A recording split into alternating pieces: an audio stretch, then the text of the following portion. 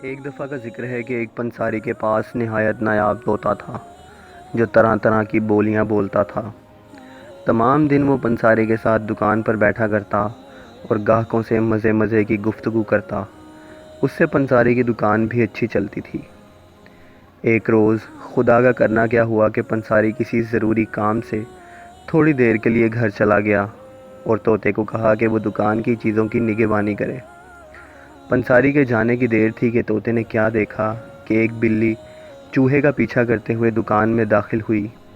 طوطا بیچارہ اپنی جان بچانے کے لیے ایک طرف اڑا تو تیل سے بھری بوتل دھڑام سے نیچے گر گئی۔ اس سارا تیل ادھر ادھر پھیل گیا۔ پنساری جب لوٹا تو اس نے دیکھا کہ فرش پر جہاں بجا تیل پھیلا ہوا ہے۔ پنساری نے غصے میں آ کر طوطے کی کھوپڑی پر ایسا تھپڑ مارا کہ اس کے سر کے بال جھڑ گئے اور وہ گنجا ہو گیا۔ طوطے کو مالک کے اس سلوک اور اپنے بال جھڑنے کا ایسا رنج ہوا کہ اس کی زبان کو تالا لگ گیا۔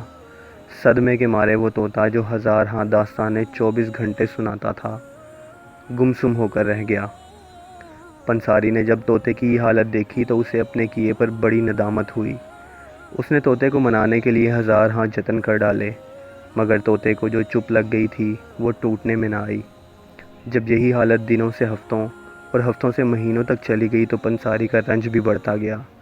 اس نے ہر فقیر اور درویش کے آگے نذرانے رکھے اور درخواست کی کہ اس کے طوطے کے لیے دعا کریں کہ اس کی زبان بندی ختم ہو جائے اور وہ پھر سے چہکنے لگے۔ اسی غم میں پنساری ایک روز اپنی دکان پر بیٹھا تھا کہ اتنے میں ایک درویش خدا مست اور پورے کا پورا گنجا پنساری کی دکان کے سامنے سے گزرا۔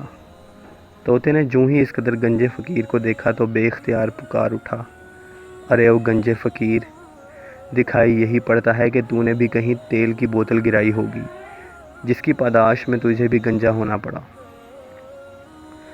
طوطے کے اس برجستہ جملے پر آس پاس کھڑے لوگ ہنسنے لگے اور بولے، سبحان تیری قدرت، یہ طوطا اس فقیر کو اپنا ہم نوا سمجھے بیٹھا ہے۔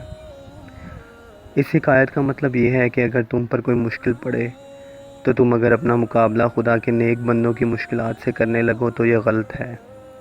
وہ جس حالت میں بھی ہیں ہم سے پھر بھی بہتر ہیں، ان کے ظاہر کو اپنے ظاہر سے مت جوڑو۔